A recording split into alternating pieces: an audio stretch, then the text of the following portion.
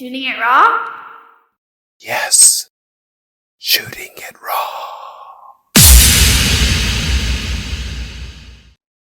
Anne! It's me. Okay. So this photo is a photo of a photo in a frame where it says, My Anne Marie? Is that? Yeah. Okay, Anne Marie. So it's basically a toddler holding a teddy bear in a photo studio. You're wearing this white little, baby onesie blouse thing. You're holding up the teddy bear. You're holding it in a way that's almost like you're like, what they just give me to hold? Like, what is this thing? And you're looking off to your top left, maybe to a parent or somebody trying to get your attention. The image is in this weird monochromatic, brownish, amberish, warm. Yeah, and so it's a photo that's framed within. It looks like an 8x10 maybe, or maybe a 5x7. I don't know. And yeah, it's a nice, sweet baby portrait. So what's this? So I was going through my stuff the other day looking for photos to send you. I never noticed, and this is a photo of me when I was born, or toddlerish, that my mom wrote on there, My Anne Marie. And I was like, oh, that's so sweet. Like, it just struck me as being I don't know, like I said, just really sweet and very nice. And she always had this in her sewing room. So it was always right by her. And I grew up with 5 brothers. They were all a lot older. The youngest one was 12 years older than me. The oldest one was 23 years older than me. And yeah, and she would always tell people, like, they was like, oh, you're so lucky you finally had the girl. Like, I didn't care. And it was like, well, you obviously really wanted a girl. But it just was so sweet that she put that. And I had never noticed it. I had cleaned out her house about 4 years ago, and moved her into assisted living, and then through the system, and then up until like long-term care at the end. Yeah.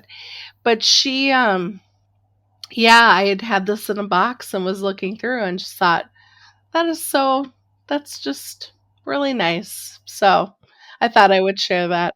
No, of course. Okay, so here's what's interesting about photographs and this whole process of us talking about it and whatever is kind of like, okay, well, what can we discover here that you haven't seen, that is actually bigger than us?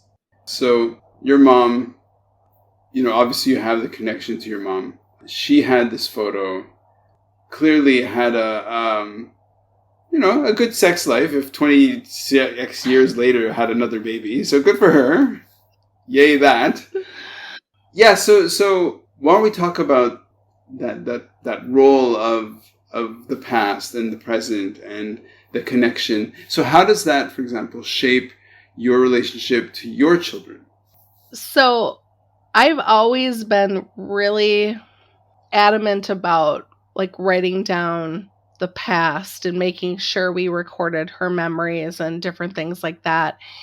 And it recently has come, I really like reading the stuff that we ended up getting down. I hired somebody to come and get her story, and reading that, it's remarkable. And, and how it shapes me is, I think it just makes me realize how important everyone is in the family, that, just the connections, the outpouring of support that I received when mom was sick, and then when she passed, from cousins I hadn't seen in 30 years. People were calling and reaching out, and it was really wonderful. And I think if I can carry that to my kids, just to appreciate that, the family part of it, the memories, the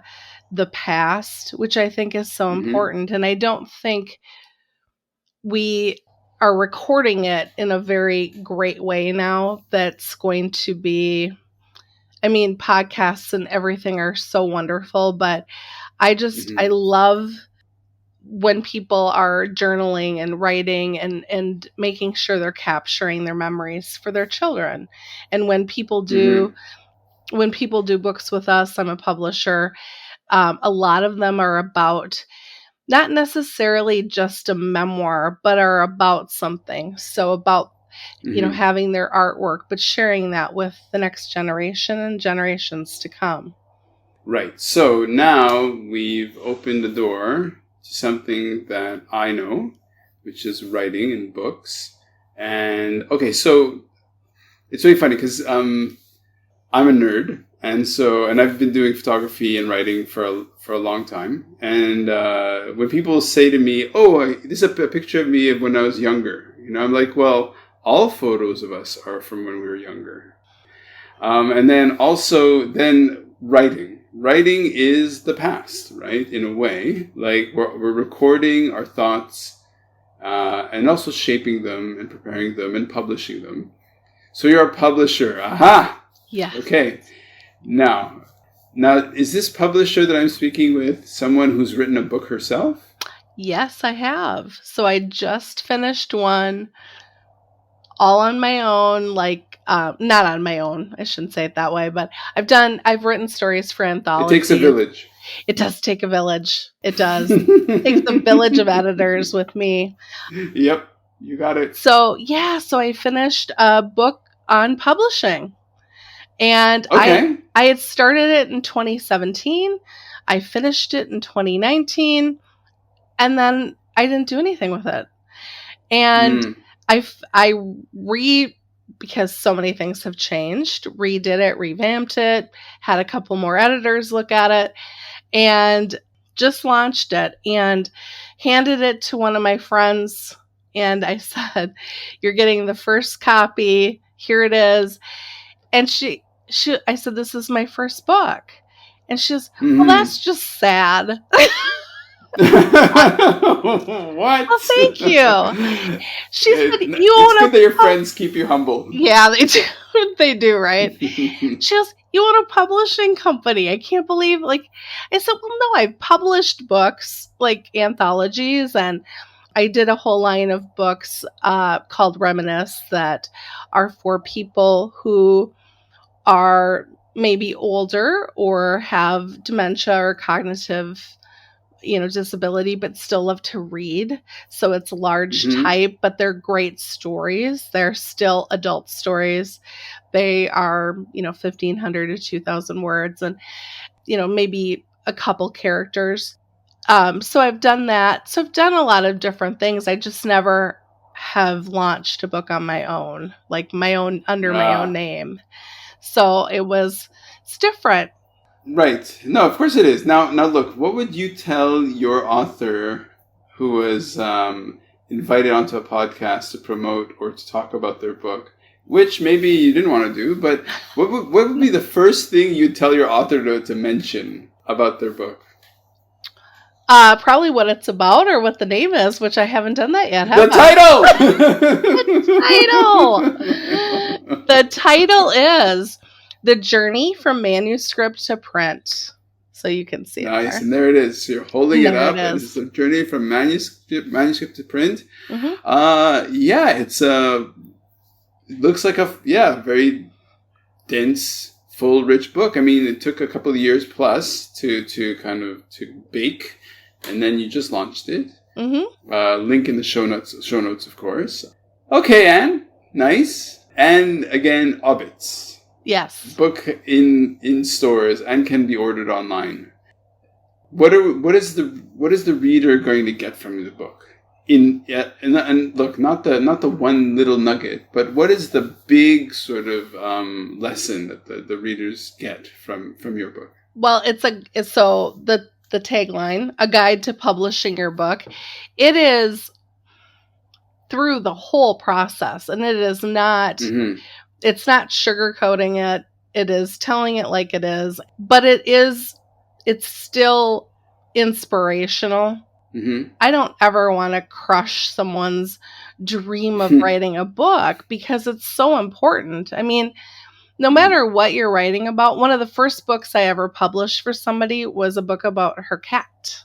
Mm-hmm. Mm-hmm. You know, and so but that was so important to her, and it was these inspirational things about cats. So, I mean, Nice. it can be about anything. And I love working with authors because they all have a different passion.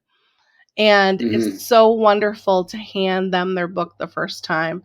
So what they'll get from this book is really, really nuts and bolts of what the whole thing involves. And if you've published a book before, you know that the work really starts after the manuscript is done. Then you're doing editing and the It's all cover editing. Yeah, a lot of editing. Yeah. Cover design and interior design and getting it manufactured and it depends. And this isn't just about one type of publishing. I talk about self-publishing, hybrid publishing, and traditional publishing. So it's really giving people a lot. It's a lot of information. Right. Yeah, well, it looks like a very full book, what you showed. Yeah. It is, and I cut it by 100 pages. So it's it is. But what I did is the chapters are 2 to 4 pages. They're very short chapters, but the sections are the writing process, your target market, the business side. Those are just some of the sections. So it goes through everything from start to finish. Now, as you're saying this, there's the photo that you have that says "My Anne Marie" that your mom held up in the frame of this baby kind of being handed this teddy bear going like, what the hell am I going to do this? Okay. And then you showed me, and then like skip a few decades. And then, so you're holding up your book and isn't it like a miracle of existence that baby sitting in that photo frame is now in I don't know if that's your office or where you are right now, holding up your very own book. Great. Well, so it hasn't been out for long enough for you to get feedback, but have you gotten any feedback in terms of how it moved the needle for someone? Yeah, so I have I've gotten a few reviews on the book, and people are appreciative of how much is in this book. But when I was at a conference, and that was right when the book came out. It actually came out on my birthday, April 20th. So I had the book there. So it hasn't been out long at all. But there was a woman who came up in a wheelchair, and she said, "I'm so happy that you have this on audiobook." She's like, she ordered it sitting there. And she said, it's so nice that it's, accessible. I have it on Kindle and hardcover and softcover and but she emailed me later and she said, "Thank you so much for writing this. It is so nice to have a reference like to go back to." She said, "I've listened to some of the chapters a couple times." And I thought, well, that's exactly what I wanted, is I want people to be able to take this book and dog ear the sections that they want to go back to. There's a whole section on marketing. So if they're maybe looking for something new to do with, for their book, they can go to that section. So, I'm really happy that she reached out. Yeah, nice. Well, because you said you're really happy that she reached out, I have to skip on to the next photo. Okay. Last photo already.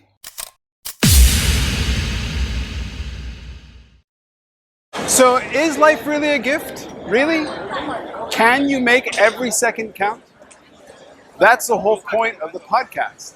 So if you like what you've seen and you're inspired, because that really is my mission, then please give it a like, subscribe, and share.